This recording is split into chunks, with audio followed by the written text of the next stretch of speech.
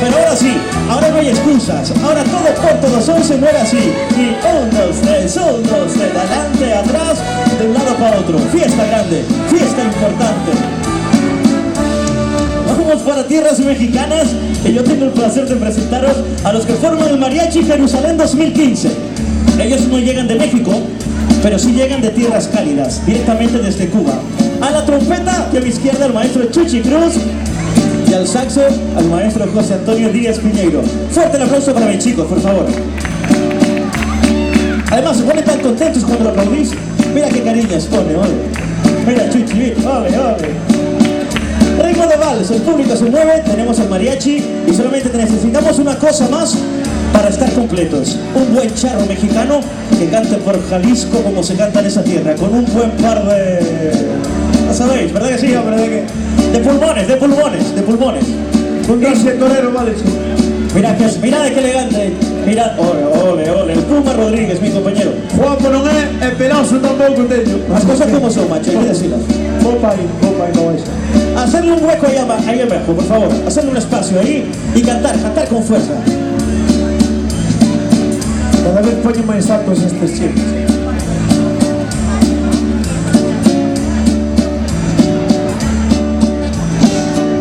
Seguimos movemos así, señoras, señores, mira. 1, 2, 3, 1, 2, 3, 1, 2, 3. Ahí va. Quedades todos convidados a cantar conmigo. Porque esto se presta para hacerlos, son clásicos de toda la vida, son clásicos mexicanos. A medio gas, suave, vamos a cantar todos, miren. Es el mar que tienes, cielito lindo junto a tu boca. No se lo des a nadie, cielito lindo que a mí me toca. Es el lunar que tienes, cielito lindo junto a tu boca. No se lo des a nadie, cielito lindo que a mí me toca. Ahora, ay, ¿cómo? ¿Por qué? Porque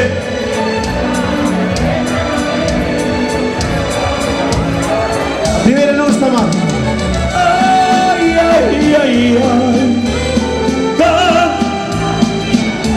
¿Por qué? Porque uniendo los corazones. Esta segunda vamos ya a cantar los hombres a mujeres. Cada uno a su manera, oído. A ver si echan a casa nos tenga un regalo preparado. Si algún consigo regalo, echan a casa por lo menos que se acorde de mí.